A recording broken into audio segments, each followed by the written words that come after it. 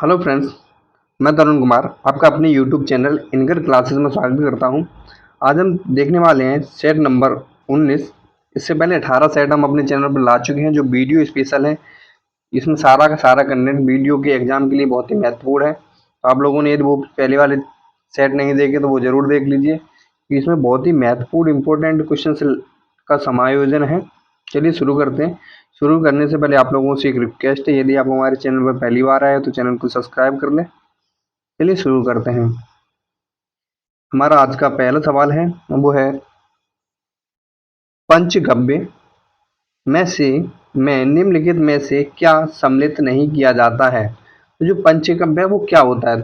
पंचगव्य जो गाय के दूध, दही, घी, मूत्र तथा गोबर से मिश्रित एक पदार्थ होता है जिसको हम पंचगव्य कहते हैं। आयुर्वेद में इसे एक औषधि के रूप में माना जाता है, लेकिन इसमें तुलसी तुलसी का कोई जिक्र नहीं होता है, तो यह पंचगव्य से बाहर है। आपका अगला प्रश्न है, वेदों के गद्य प्रकरण क्या कहलाते हैं? जो वेदों के गद्य प्रकरण हैं वो क्या कहलाते हैं? जो उनको हम ब्राह्मण कहते हैं। तो ब्राह्मण कितने हैं? तो जो ऋग्वेद का ब्राह्मण है उसे हम ऐतरेय व कौशिकी कहते हैं, और जो यजुर्वेद का ब्राह्मण है उसे हम शतपथ या तैत्तिरीय कहते हैं, और जो सामवेद का ब्राह्मण है उसे हम पंचविश कहते हैं, जबकि अथर्ववेद के ब्राह्मण को हम गोपथ कहते हैं। आपका अगला प्रश्न है, मोहम्मद गौरी किस वर्ष पृथ्वीराज तृतीय से पराजित हुआ था? जो मोहम्मद गौरी था वह किस वर्ष पृथ्वीराज तृतीय से पराजित हुआ था? तो वो हुआ था 1191 ईस्वी में। जो तराइन का प्रथम युद्ध हुआ था पृथ्वीराज और मोहम्मद गौरी के बीच में, इसमें मोहम्मद गौरी पराजित हुआ था, लेकिन एक साल बाद 1192 ईस्वी में तराइन का जो द्वितीय युद्ध हुआ था उसमें मोहम्मद गौरी ने पृथ्वीराज तृतीय को पराजित कर दिया था और तुर्की राज्य की स्थापना की थी। अब अगला प्रश्न है, अमीर खुसरो जिन्हें कव्वाली का पिता एवं भारत का तोताई हिंद कहा जाता है, ये किसके दरबारी कवि थे? तो ये किसके दरबारी कवि थे? ये अलाउद्दीन खिलजी के दरबारी कवि थे। किसके? अलाउद्दीन खिलजी के। अब अगला प्रश्न है, लौह और रक्त की नीति किसने अपनाई थी? जो लौह और रक्त की नीति थी वो किसने अपनाई थी? तो वो बलबन ने अपनाई थी। किसने अपनाई थी? बलबन ने अपनाई थी। आपका अगला प्रश्न है, वर्ष किस वर्ष में ईस्ट इंडिया कंपनी के जहाजों ने सूरत के पास स्थित इसवाली एचुअली में पुर्तगालियों को पराजित किया था? तो सिंपल सा पूछा जाए कि किस वर्ष में ईस्ट इंडिया कंपनी ने पुर्तगालियों को पराजित किया था, तो आपका सही जवाब रहने वाला है वो है 1612 ईस्वी में। इस समय अंग्रेजों का जो कैप्टन था वो कौन था? वो थे बेस्ट। कौन थे? कैप्टन बेस्ट के नेतृत्व में यह युद्ध हुआ था जिसमें पुर्तगालियों को पराजित कर दिया गया था। आपका अगला प्रश्न है, पहली डेनिश ईस्ट इंडिया कंपनी ने अपना परिचालन किस वर्ष में शुरू किया था? या फिर ऐसे कह सकते हैं कि ईस्ट इंडिया कंपनी पहली बार भारत कब आई थी? आपका सही जवाब रहने वाला है वो है 1616 ईस्वी में। 1616 ईस्वी में Dutch India East Danish East India company Bharat आई थी। और 18वीं शताब्दी में इन्होंने अपनी सारी फैक्ट्रियां अंग्रेजों को बेच दी थी और वापस लौट गए थे। अब अगला प्रश्न है, श्रीरंगपट्टनम का ऐतिहासिक शहर जिसे टीपू सुल्तान और उसके पिता हैदर अली की कब्रों का घर माना जाता है, वह निम्नलिखित में से किस शहर से लगभग 15 किलोमीटर की दूरी पर है? तो आपका सही जवाब रहने वाला है वो है ऑप्शन सी, मैसूर से लगभग 15 किलोमीटर की दूरी पर है। और ये कहाँ पे है? कर्नाटक में पड़ता है। आपका अगला प्रश्न है,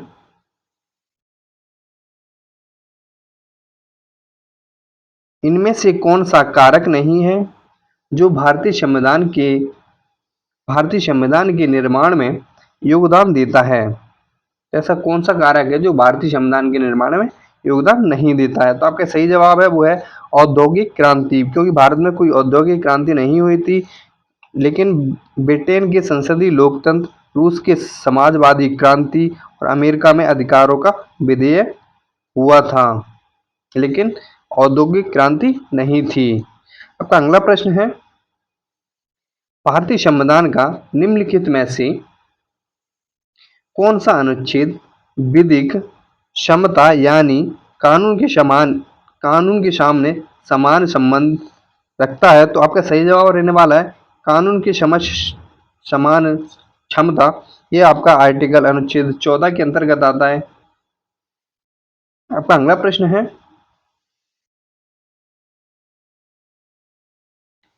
भारतीय संविधान के किस अनुच्छेद के प्रावधानों के अंतर्गत भारत सरकार ने भारत रत्न और पद्मश्री को प्रारंभ किया था? तो आपका सही जवाब होगा अनुच्छेद 18।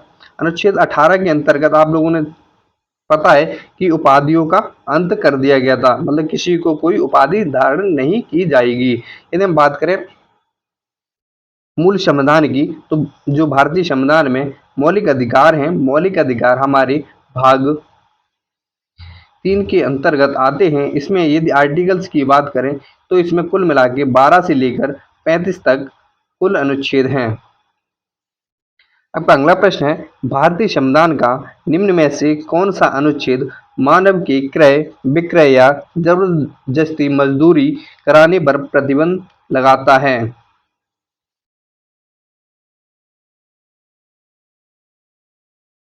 तो कौन सा आर्टिकल है जो बंधुआ मजदूरी पर प्रतिबंध लगाता है? तो आपका सही जवाब रहने वाला है वो है अनुच्छेद 30। कौन सा है? आर्टिकल 30। इसके तहत कोई भी व्यक्ति मानव की तस्करी या फिर उसे बंधुआ मजदूरी नहीं करवा सकता है। आपका अगला प्रश्न, भारत और श्रीलंका को अलग करने वाली जल संधि को क्या कहते हैं? जो भारत और श्रीलंका को जो जल संधि अलग करती है उसे हम पाक जल संधि कहते हैं। और यह किसके नाम पर रखी गई थी? तो उस टाइम पे मद्रास प्रेसिडेंसी के जो गवर्नर थे रॉबर्ट पाक, इन्हीं के नाम पर इस संधि को रखा गया था। और ये संधि कब हुई थी? तो ये संधि हुई थी 1755 से लेकर 63 के बीच में। एक गवर्नर थे रॉबर्ट पाक, इन्हीं के नाम पर इस संधि को रखा गया था। और ये संधि भारत के किस राज्य से श्रीलंका को अलग करती है? तो ये भारत के तमिलनाडु राज्य से श्रीलंका को पृथक करती है। आपका अगला प्रश्न है, प्रायद्वीपीय भारत का दक्षिणी छोर कन्याकुमारी स्थित है। जो दक्षिणी छोर है वो कि कन्याकुमारी कहाँ किस रेखा पर स्थित है? तो आपका सही जवाब रहने वाला है वो है भूमध्य रेखा के उत्तर में। कहाँ पे? भूमध्य रेखा के उत्तर में।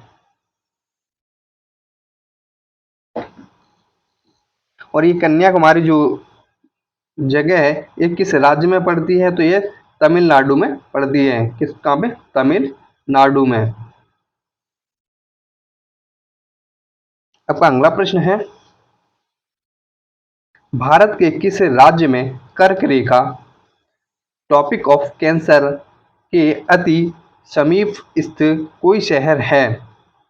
कोई शहर जो कर्क रेखा के सबसे नजदीक है वो किस राज्य में पड़ता है? तो आपका सही जवाब रहने वाला है वो है त्रिपुरा राज्य का उदयपुर शहर। त्रिपुरा राज्य का उदयपुर शहर। आपका अगला प्रश्न है, पृथ्वी का कठोर बाहरी हिस्सा जिसमें क्रस्ट और ब्राह मेटल शामिल हैं उसे क्या कहते हैं? तो उसे हम स्थल मंडल कहते हैं। क्या कहते हैं? स्थल मंडल कहते हैं। यदि हम बात करें स्थल मंडल की तो ये संपूर्ण पृथ्वी का 29% भाग स्थल मंडल कहलाता है। आपका अगला प्रश्न है, अक्षांश का एक वृत्त जो पृथ्वी की भूमध्य रेखीय सतह से 52 डिग्री दक्षिण में है वह क्या कहलाता है? तो आपका सही जवाब होगा 52वां समानांतर दक्षिण क्या कहलाएगा? 52वां समानांतर दक्षिण। आपका अगला प्रश्न है, कर्क रेखा कहाँ से गमन करती है? जो कर्क रेखा है वो इन देशों में ऑप्शंस के हिसाब से किन देशों से होकर गुजरती है? तो आपका सही जवाब रहने वाला है वो है भारत और सऊदी अरब। कहाँ से? भारत और सऊदी अरब। कर्क रेखा को हम 23.5 डिग्री 23.5 डिग्री रेखा भी कहते, 23.5 डिग्री उत्तरी अक्षांश क्या कहते हैं? उत्तरी अक्षांश कहते हैं। जबकि जो मकर रेखा है उसको हम 23.5 डिग्री दक्षिणी अक्षांश कहते हैं। आपका अगला प्रश्न है, वर्ष 1965 में निम्नलिखित में से किस कृषि उपज के लिए न्यूनतम समर्थन मूल्य एमएसपी पहली बार घोषित किया गया था? तो आपका सही जवाब रहने वाला है वो है धान। धान के लिए सबसे पहले एमएसपी की शुरुआत की गई थी। तो एमएसपी को जो निर्धारित करता था उस संस्था का क्या नाम था? तो उस संस्था का नाम था कृषि लागत एवं मूल्य आयोग। और उस समय इसके जो अध्यक्ष थे वो थे प्रोफेसर एम एल दंतवाला। कौन थे? M L दंतवाला।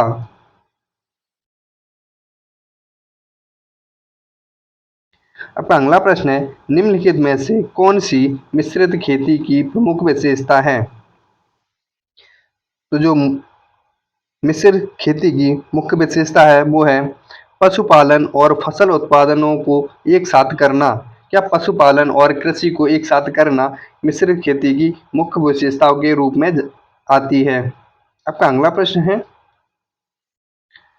इनमें से कौन सा भारत में कृषि विपणन के मुख्य दोषों में से एक नहीं है? तो आपका सही जवाब रहने वाला है वो है ऑप्शन सी, अनुकूल मंडी। जबकि भंडारण सुविधा में कमी, परिवहन की कमी, मार्केट इंटेलिजेंस की कमी, ये सारे के सारे कृषि विपणन के मुख्य दोषों के कारण हैं। जबकि अनुकूल मंडी यह दोषों का कारण नहीं है। आपका अगला प्रश्न है, उत्तर प्रदेश राज्य का कौन सा जिला नेपाल के साथ अपनी सीमा साझा नहीं करता है? आपका सही जवाब रहने वाला है वो है सीतापुर। कौन सा? सीतापुर। जबकि पीलीभीत पीलीभीत, श्रावस्ती, महाराजगंज, बलरामपुर बलरामपुर लखीमपुर खीरी लखीमपुर खीरी, महाराजगंज, सिद्धार्थनगर सिद्धार्थनगर और बहराइच। बहराइच ये 7 जिले नेपाल की सीमा को साझा करते हैं, लेकिन सीतापुर एक ऐसा जिला है जो उत्तर मतलब नेपाल की सीमा पर को साझा नहीं करता है। आपका अगला प्रश्न है, कौन सा विकल्प उत्तर प्रदेश के शहरों के उन नदियों के साथ मेल खाता है जिनके किनारे वे शहर स्थित हैं?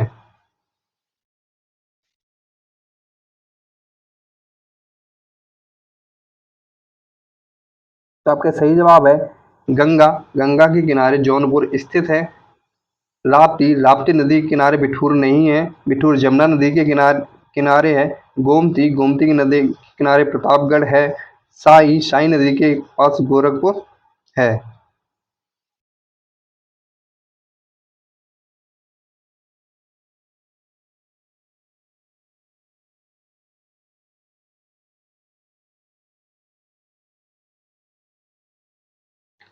तो आपका जो सही मेल रहने वाला है वो है गंगा के किनारे। कौन सा है? गंगा के किनारे बिठूर है। जबकि राप्ती नदी के किनारे गोरखपुर है। और यदि बात करें गोमती नदी के किनारे जौनपुर है। और साई नदी के किनारे प्रतापगढ़ है। आपका अगला प्रश्न है, उत्तर प्रदेश में सबसे कम क्षेत्रफल वाला जनपद कौन सा है? यदि हम बात करें उत्तर प्रदेश के सबसे कम क्षेत्रफल वाले जिले की, तो वो है संत रविदास नगर। यदि हम बात करें वर्तमान में यदि एक्चुअल में पूछा जाए कि वर्तमान में ऐसा कौन सा जिला है जिसका क्षेत्रफल सबसे कम है, तो वो है हापुड़।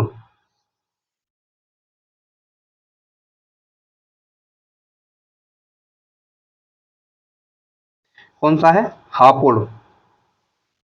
इसका जो क्षेत्रफल है वो 660 किलोमीटर है, जबकि रवि जो संत रविदास नगर है इसका 1664 वर्ग किलोमीटर है। आपका अगला प्रश्न है, उत्तर प्रदेश में निम्न में से कौन से जिले की सीमा मध्य प्रदेश से के साथ साझा नहीं करती है? तो जो अलीगढ़ जिला है इसकी सीमा मध्य प्रदेश के साथ साझा नहीं करती है। इसकी सीमा हमारी हरियाणा को साझा हरियाणा के साथ मिलती है, लेकिन इलाहाबाद, अब इसका नाम बदलकर प्रयागराज कर दिया गया है।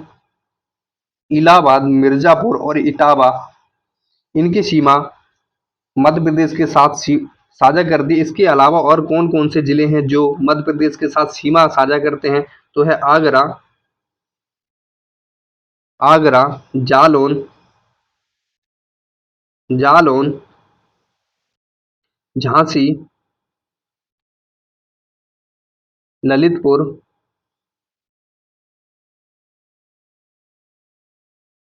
महोबा, चित्रकूट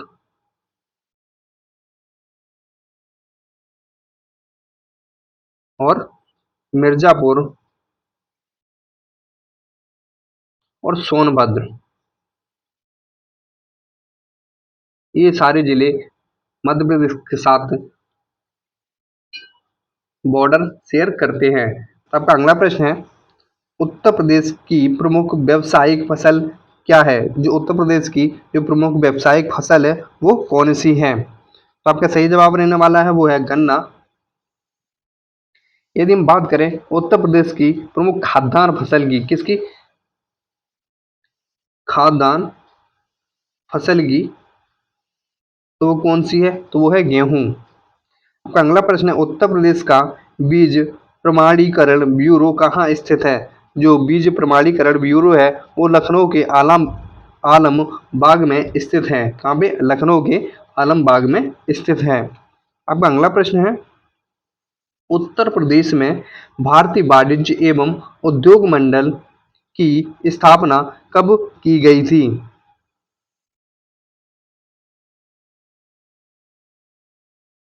आपका सही जवाब है वो है 1994 ईस्वी में। कब की गई थी? 1994 ईस्वी में। आपका अगला प्रश्न है, इलेक्ट्रॉनिक संचार प्रणाली की 3 बुनियादी इकाइयाँ कौन-कौन सी हैं? जो 3 इकाइयाँ हैं वो कौन-कौन सी हैं? वो हैं ट्रांसमीटर, कौन सी? ट्रांसमीटर और ट्रांसमिशन चैनल और रिसीवर। ये तीनों प्रणाली वो इलेक्ट्रॉनिक संचार प्रणाली की 3 बुनियादी इकाइयाँ हैं। तो आपका अगला प्रश्न है, ईमेल प्राप्त ईमेल प्राप्त करने के लिए कौन सा प्रोटोकॉल उपयोग में आता है? तो जो ईमेल प्राप्त करने के लिए जो प्रोटोकॉल यूज में आता है उसको हम POP3 कहते हैं। क्या कहते हैं? POP3। इसका जो फुल फॉर्म होता है वो होता है पोस्ट ऑफिस प्रोटोकॉल वर्जन 3। यदि हम बात करें एस SMTP का जो फुल फॉर्म होता है वो होता है सिंपल मेल ट्रांसफर प्रोटोकॉल। इसमें ईमेल भेजने के लिए प्रयोग किया जाता है। आपका अगला प्रश्न है,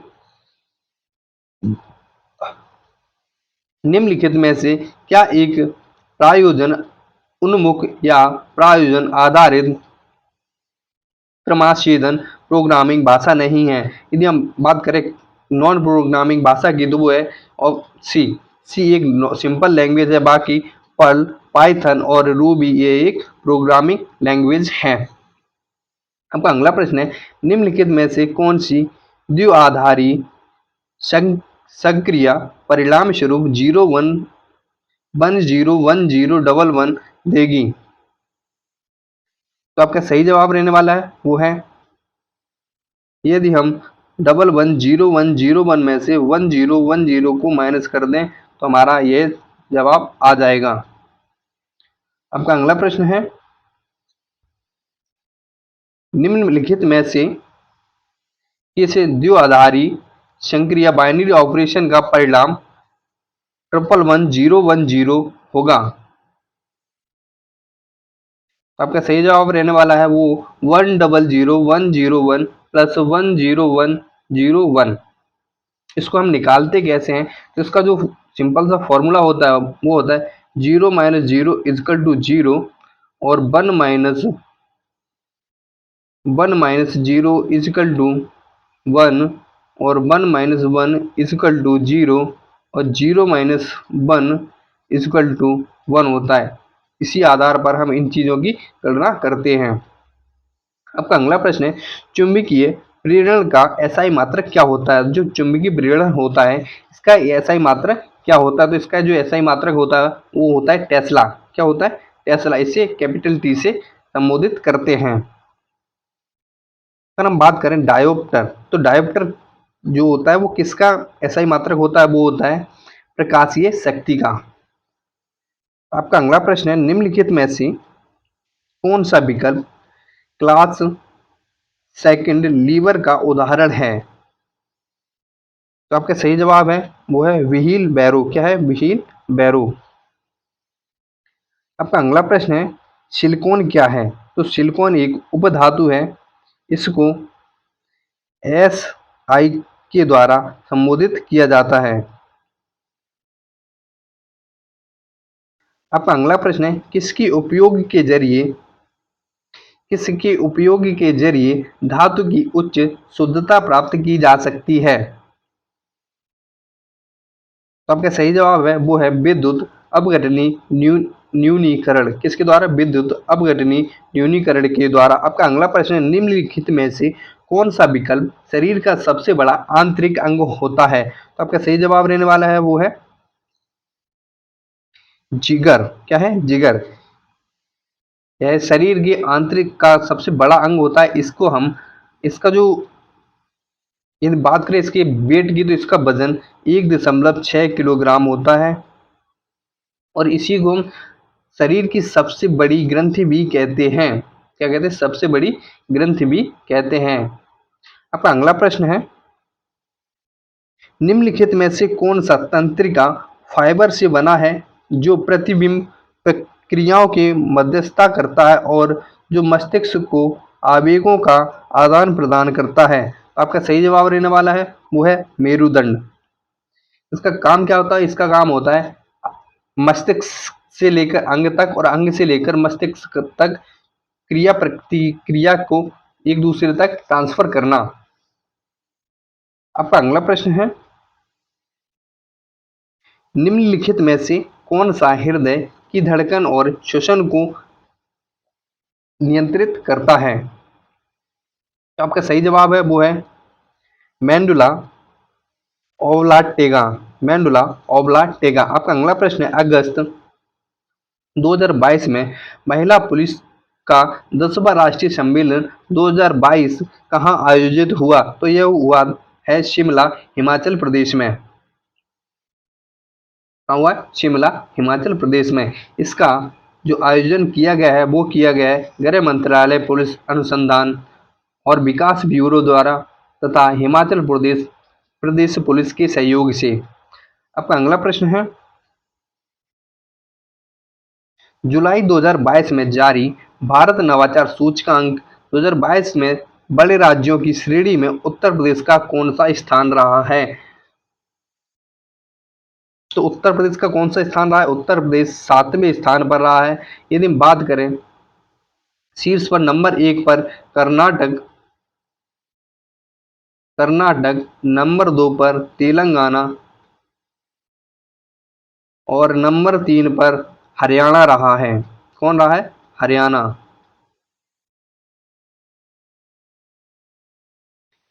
आपका अगला प्रश्न है, जुलाई 2022 में स्वस्थ पर्यावरण को मानव अधिकार घोषित करने के संबंध में संयुक्त राष्ट्र महासभा में हुए मतदान में कितने सदस्यों ने पक्ष में मत दिया था।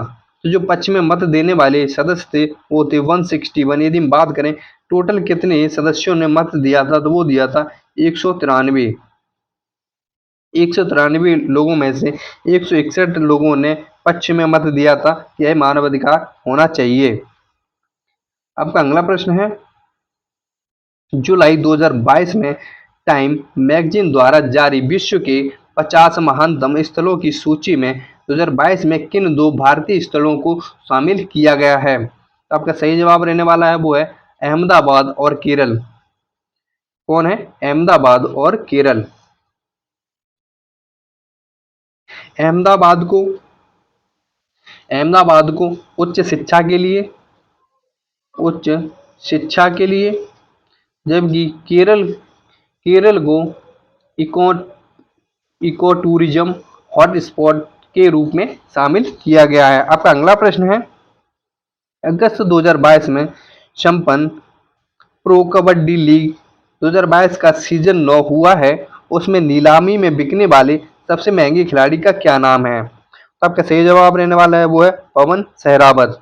क्या है? पवन सहरावत। इनको कितने रुपए में खरीदा गया है? तो इनको खरीदा गया है 2.26 CR 2.26 करोड़ रुपए में इन्हें खरीदा गया था। आपका अगला प्रश्न है, अगस्त 2022 में कौन वैज्ञानिक एवं प्रौद्योगिकी अनुसंधान परिषद CSIR की पहली महिला महानिदेशक नियुक्त हुई हैं? तो आपका सही जवाब है वो है नल्ला थम्बी कलाई सेल्वी। कौन है? नल्ला थम्बी कलाई सेल्वी। आपका अगला प्रश्न है, 31वां ब्याज सम्मान किसे प्रदान किया गया है? जो 31वां ब्याज सम्मान है वो किसे दिया गया है? तो वो दिया गया है डॉक्टर असगर बजाहत को। किसको? डॉक्टर असगर बजाहत को। और इन्हें किसके लिए दिया गया? तो इनका एक प्रसिद्ध नाटक है, नाटक महाबली। इनका जो प्रसिद्ध नाटक है महाबली, इसके लिए इन्हें दिया गया है। आपका अगला प्रश्न है,